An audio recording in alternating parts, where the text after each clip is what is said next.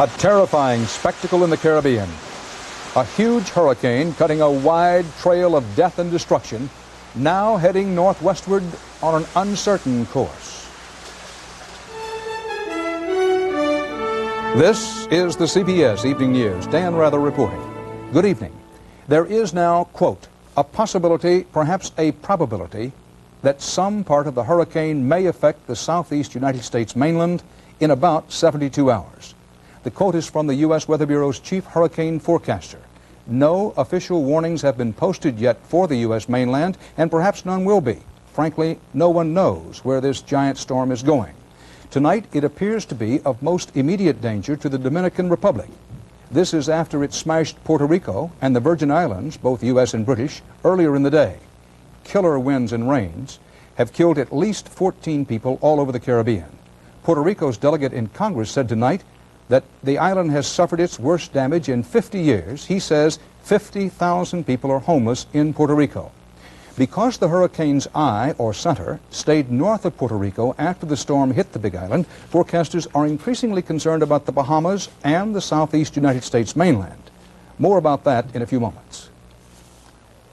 This hurricane was born 5 days ago, officially declared a hurricane in the Atlantic off South America. It then began a 400-mile voyage of death and destruction. Among the first to be hit was tiny Montserrat, where virtually the entire population of 12,000 now is reported to be homeless and the hospital completely flattened. At least 4 deaths reported there. But Guadeloupe felt the hurricane's full fury. At least 5 people killed there, 80 injured, more than 10,000 said to be homeless. The French resort island looked like a war zone. Even the airport control tower was toppled. Then it was the turn of the U.S. Virgin Islands and the British Virgin Islands. The hurricane hit particularly hard in St. Croix, destroying, it is said, 70% of the houses on St. Croix, leaving their residents without shelter. Then the cyclonic storm slammed into Puerto Rico. The U.S. Commonwealth Island was raked by winds in the 125 to 130 mile an hour range, wreaking havoc in crowded San Juan, overturning cars and causing widespread damage to resort hotels. Unconfirmed reports say at least 6 more people were killed in Puerto Rico. What next for this hurricane? Next in the line of destruction tonight could be the Dominican Republic and Haiti. The National Hurricane Center says there's a good chance the hurricane may then strike the Bahamas. That would be within an estimated 24 hours. After that, and whether Hurricane Hugo threatens the United States coast, it's anybody's guess. But we asked Dr. Robert Sheets, Hurricane Center Director in Coral Gables, Florida, for some guesses. The best guess we have right now is that it will continue to move towards the west, northwest, northwest. Some of our models are taking it right back to the west. Possibility of turning this direction, but most models are turning it somewhere inland within the next 3 to 4 days. The hurricane slammed into Puerto Rico with screaming winds that filled the air with deadly flying debris, as we hear from the on-scene report of correspondent Doug Tennell in San Juan. Hurricane Hugo sheared power poles along the roads to San Juan. It cut Puerto Rico's links to the outside world by battering the international airport until it had to be closed down. In upper-class neighborhoods near the beach, it filled the streets with water and with fallen trees. And in the shanty towns, Hugo filled the air with flying corrugated metal that can be lethal in a 110-mile-an-hour wind. The gusts came so quickly to this house that the closets were still filled when half the toy room simply vanished. Along the eastern shore, where the hurricane first struck, winds of up to 120 miles an hour were recorded. Whole towns are still cut off from the administrative capital at San Juan. The weathermen say 2 small islands offshore took direct hits. Civil Defense being able to gather some reports from the island of Culebra that says that 80% of the homes have been destroyed. That was before Hugo took an unexpected change in course. When the eye of Hurricane Hugo turned north, it looked like good news for the south coast of Puerto Rico, but bad news for the capital, San Juan. The forecast, winds like this could continue for 12 to 14 hours in the island's most densely populated area. The sea surged into bays and lagoons around the city. In tall apartment blocks favored for their sea view, the greatest danger was flying glass. Luxury hotels along the sea that had prepared for strong winds from the east were hit by devastating ones from the north and west instead. There had been plenty of warning. But no matter how well prepared people here were a day ago, Hurricane Hugo still came as a surprise. Doug Tennell, CBS News, San Juan. Before lashing Puerto Rico and pointing out again there's a late report that perhaps as many as 50,000 people are homeless now in Puerto Rico, the hurricane had laid waste to much of the French resort island of Guadeloupe. Correspondent Juan Vasquez is there. This is some of the devastation that a hurricane that roars across the Atlantic Ocean can do to a tiny island that stands in the path of its 125-mile-per-hour fury. It can take trees that required years, even decades, to grow this high, snap them in seconds, and scatter them across the landscape. There are so many broken trees on Guadeloupe that its people are in shock. My heart is broken for the Guadeloupe. It can destroy homes in a flash, homes that simply could not withstand the savage wind, homes without a roof. There are so many destroyed houses in tiny Guadeloupe that estimates of the number of homeless run into the tens of thousands. And it can destroy a business as easily as a child can destroy a toy. The owner of this car dealership says he lost $500,000. All the economy of Guadeloupe is on the ground. Destroyed. Destroyed totally. The hurricane sank at least 20 yachts and fishing boats in the principal marina and damaged others. There are more capsized boats elsewhere on the island. Guadeloupe belongs to France, and the government in Paris was so concerned over reports of the devastation that it sent hundreds of firemen and military rescue specialists to the island. The beaches are what bring the tourists to islands like Guadeloupe. By this afternoon, the people at Club Med were trying to put the ordeal of the storm behind them, but they will never forget it. The rumbling sound, it was like feeling a jet in your chest. There were no immediate reports of injured tourists, but nearby in the little village of St. Anne, Hurricane Hugo caused some of the most extensive damage on the island. The people of Guadeloupe like to call this the Emerald Island because of its lush greenery, but Hurricane Hugo has left so much devastation in its wake, it could take years for the island to fully recover its picture postcard beauty. Juan Vasquez, CBS News, Guadeloupe. Still to come on tonight's CBS Evening News, Frank Courier on a teenager who took his classmates hostage with a shotgun and 2 pistols. And Aaron Hayes on the East Coast's crowded coastline and how it's again hostage to a hurricane.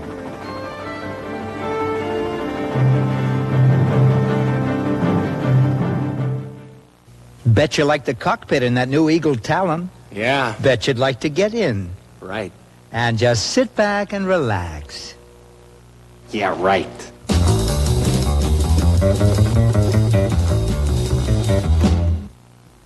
Dear Malox, my daughter's dates give me Malox moments. Hey, I'm here! Last night was a real doozy. What a Malox moment. My dinner turned to acid. Good thing Extra Strength Malox Plus is so strong. My doctor recommended it, and it's the strongest antacid there is. With teenagers, I need the strongest. Nice house. Nice earring. Write us about your Malox moments. Extra Strength Malox Plus. Strong relief for all your Malox moments. I used pressure-treated lumber, and I still have $800 in water damage. How come? Even treated wood needs Thompson's Water Seal protection. This patio was supposed to last for years. Now I have $1,200 in damage. Why? Your concrete wasn't protected with Thompson's Water Seal. Thompson's penetrates into wood, brick, or concrete to form a barrier water can't get past, even when driven by 98-mile-per-hour winds. Let it rain. This time I use Thompson's, a great defense against repair expense. Thompson's, the first name in lasting protection. Let me tell you some great news about Eagle Talon. First, let me tell you, it's pouring outside. And this all-wheel drive is terrific on a wet road. Well, that's the news. And that's the weather. Good night.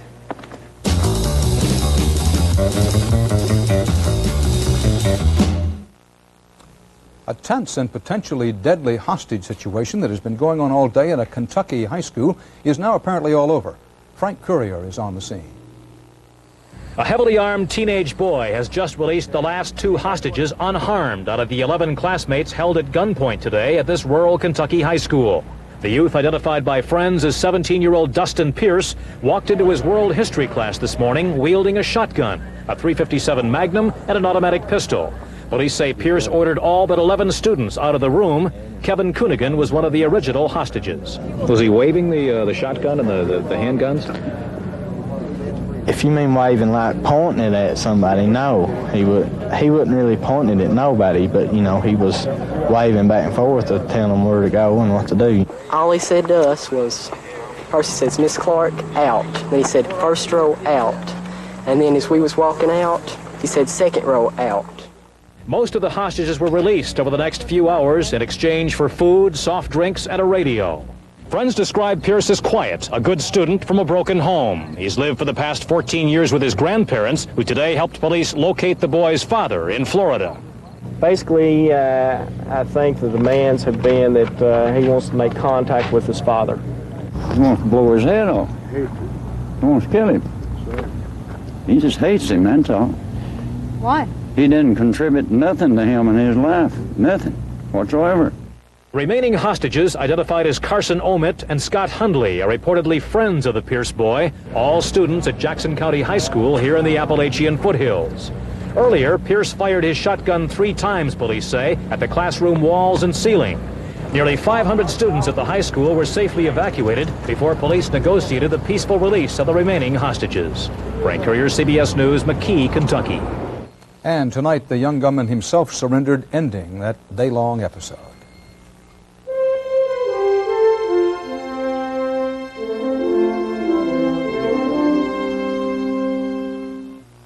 To the average car, this could be a dangerous body of water, even though it's only an inch deep. That's why you should drive the new 4-wheel drive Subaru Legacy, the latest in foul weather gear. This is one of 570 million refund locations for American Express traveler's checks. Now you can get a refund virtually anywhere there's a phone, only from American Express traveler's checks. So if your bank doesn't carry them, go to one that does. Now Red Lobster tempts you like never before with king crab legs, sweet snow crab, luscious Dungeness. It's our Crab Lovers Festival, starting at an incredible $6.95. Give in to temptation.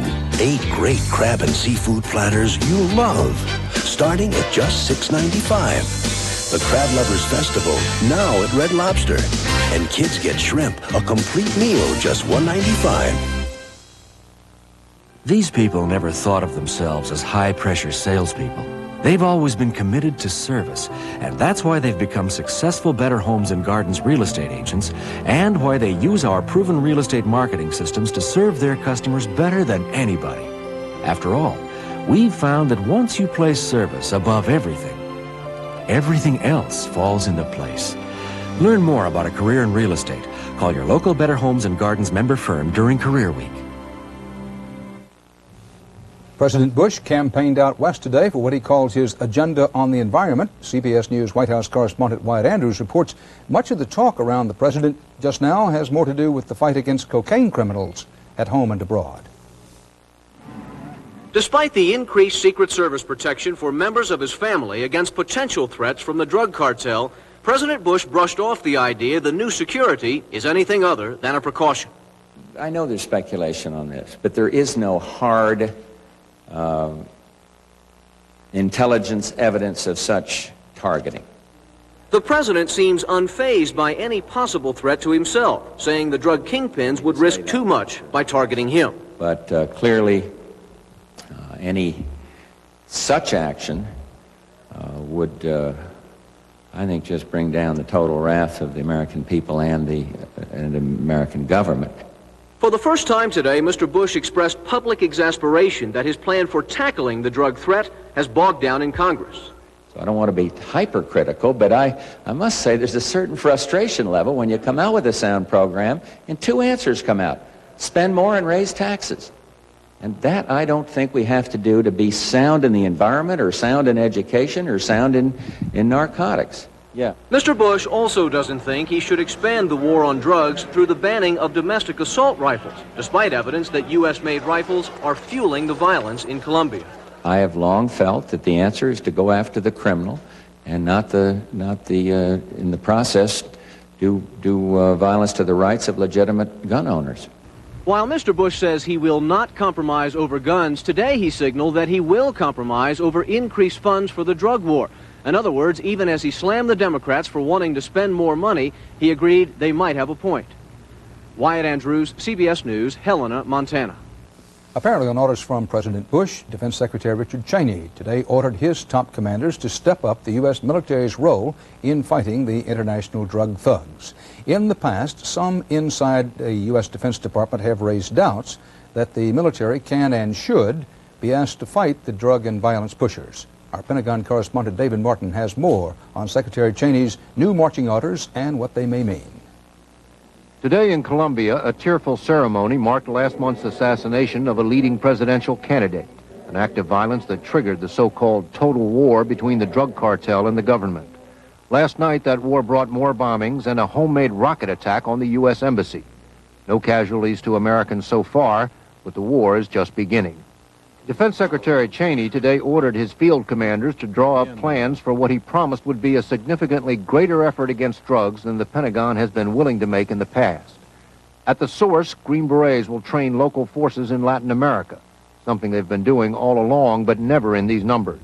You're talking about a few hundred people that at any given time are involved down there in these kinds of activities. But there's no ceiling, there's no cap. For now, American soldiers won't go on actual operations. But Cheney refuses to rule out a direct U.S. combat role if Latin American governments request it. One idea for direct U.S. action, shooting down drug-carrying planes, is now before Congress. It'd have to be visual evidence of the crime before anyone on the ground would give the authority to actually shoot. Cheney rejects that idea, but does promise to beef up what so far has been a mostly unsuccessful effort to interdict drugs en route to the U.S., using everything from the high-tech warning system of the Air Defense Command to ships and airplanes in the Caribbean, to patrols along the Mexican border. Cheney acknowledges other missions may suffer. It may be, for example, that we'll find deploying resources and assets in this area means those units will not be available for other purposes. Commanders in the field now have 3 weeks to come up with plans for fighting this new war. Only then, Cheney says, will he know how much it will cost. It will be much longer before anyone knows if it will work. David Martin, CBS News, the Pentagon. The National Cancer Institute announced tonight that the first few transplants of genetically altered cells into humans have succeeded, that these cells can survive and reproduce inside the human body. The Cancer Institute says this technique may someday be useful in treating cancer and other diseases. The technique also raises a lot of ethical questions about changing human genes. The makers of AZT, the most effective drug known to date for fighting the effects of the AIDS virus, agreed today to cut the wholesale price of the drug by some 20%. The Burroughs Wellcome Company has been criticized recently for the high price of AZT. With this announced reduction, AZT would still cost about $2,200 a year for the average AIDS patient using 5 capsules a day.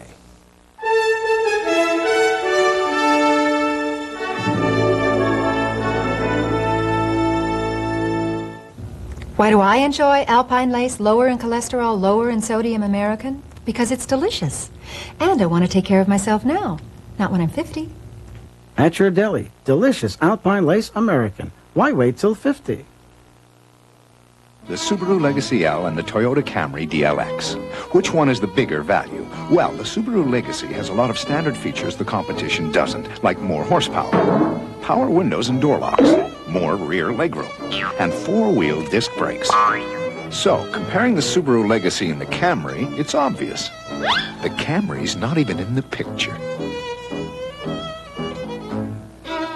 See your Subaru dealer for details on the special value lease program. Crosswords and croissants mean Sunday breakfast at our house, complemented by the rich, fresh flavor of Sunsweet pitted prunes. Sunsweet, an 8-letter word that means delicious. Only one prune tastes Sunsweet. Excuse me, ever try this coffee? Oh no, I use special gourmet beans. So do we. I roast them to perfection. So do we. I brew fresh, rich coffee. So do we, but then we freeze dry it to lock in superior fresh brewed flavor and aroma until you release it. Perfect. Who are you? We're the only ones who do all this. We're Taster's Choice, the choice for taste. Soviet Communist Party leaders arrived in Moscow today for a long-awaited meeting on the nation's ethnic problems beginning tomorrow. The latest and potentially the biggest ethnic uprising has come in the Ukraine.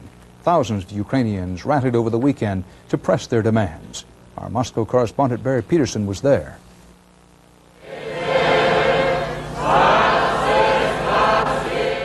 They came from all over the Ukraine to pray and to protest, demanding freedom to practice their centuries-old Ukrainian version of Catholicism, and demanding as well that the Kremlin recognize their growing calls for independence. As they marched through the streets, their numbers swelled well past 100,000. For some, their church is a symbol of life before Stalin seized the western Ukraine from Poland 50 years ago. We decided to fight for our church. For others, the lesson is far more contemporary. A chance to display the forbidden Ukrainian flag in the largest demonstration for independence Ukraine has ever seen. It was Lenin who once said that losing the Ukraine would be to the Soviet Union like a man cutting off his own head. And yet that nightmare is something the Kremlin must now contemplate. For it is in this republic that hardline communism may make its last stand. Ukraine has a fifth of the Soviet Union's population. Its rich farmlands feed this nation, but people here complain they are nothing more than a Soviet colony. And some call Mikhail Gorbachev that new czar in Moscow. He has total control, says a leading pro-independence activist who wants what Gorbachev says will not be tolerated, multiple parties to see who should really be in power. A few hundred nationalists founded a pro-independence movement a week ago, and the party quickly mobilized a public relations response. Factories and schools were closed, and 50,000 ordered to a rain-swept stadium to show party support against the movement. That's not the way for us, says a party defender. Answers the woman, you just hate us. Inside, it looked like a rerun of 1950s communism with banners and flags carefully placed for the television cameras. Why are you here, one man was asked. Simple, he said. I was told to be here. The Kiev party boss warned about attacks on communism, and when a speaker defended political freedom, he was met with jeers and whistles. But dissenters made themselves known. This sign says, having only one party means no democracy. And from this brave man, a tiny Ukrainian national flag. The Kremlin must fight us, warned one activist, because the battle for independence has begun, a battle neither side intends to lose. Barry Peterson, CBS News, Kiev, Ukraine.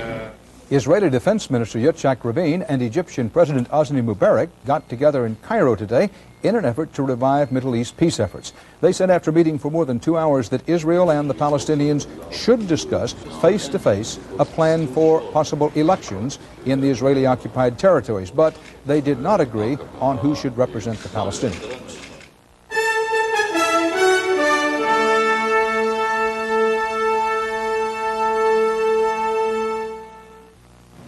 Well, this doesn't look very interesting. I mean, I thought you'd have me try something a little fancier, maybe with nuts and fruit cocktail. These are nothing but flakes. It isn't at all what I expected. I like it. Oh, I get it. It's a whole new kind of cereal. Simple and back to basics, right?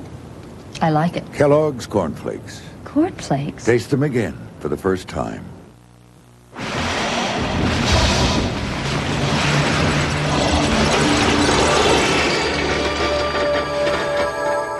Financial serenity. To soar beyond the reach of worry. The Travelers gives 40 million Americans financial peace of mind, with secure new pathways toward growth and the overriding promise of insurance protection. The Travelers. You're better off under the umbrella. It wasn't too long ago when an American car here in Switzerland would make people look up in surprise. Not anymore. Oh, I wouldn't say they're all over the place, but GM sells a lot of cars over here these days. Good cars at good value.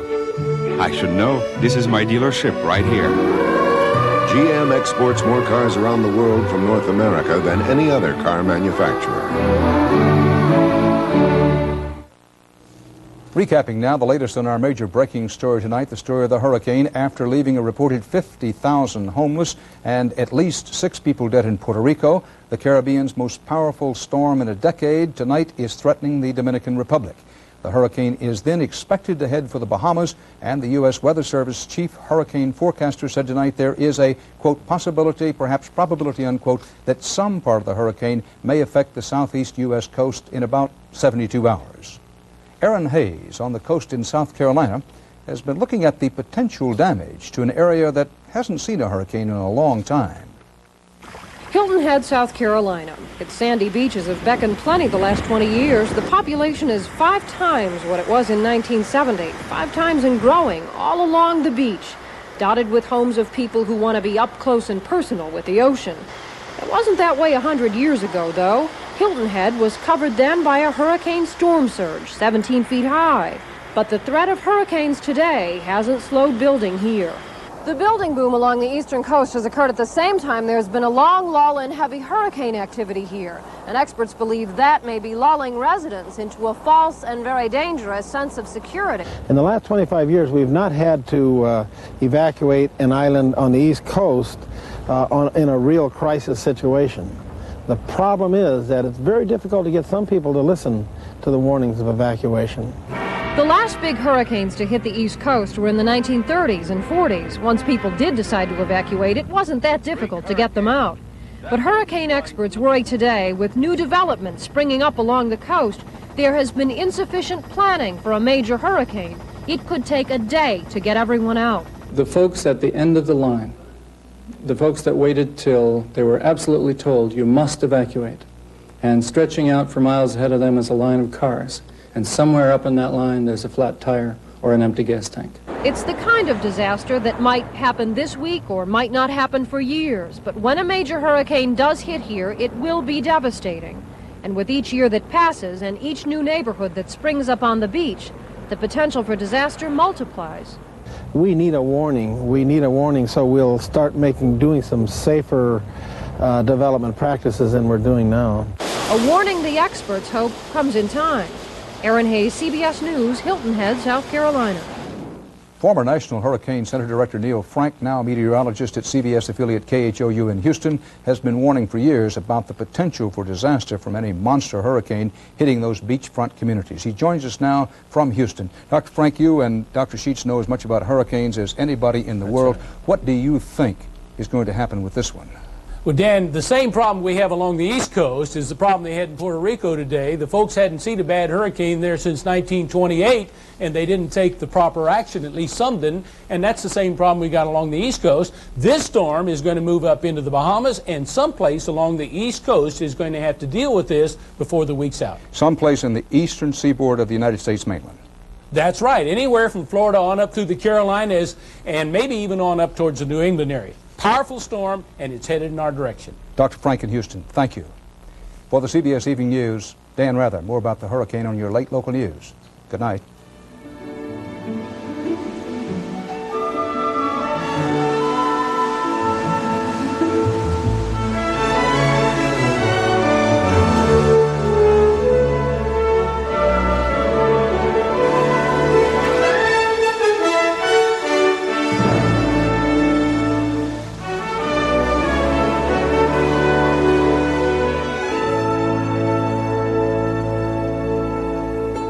I'm Harry Smith. Tomorrow, the latest on Hurricane Hugo. Also, singer Al Green and Richard Chamberlain. Tomorrow on CBS This Morning.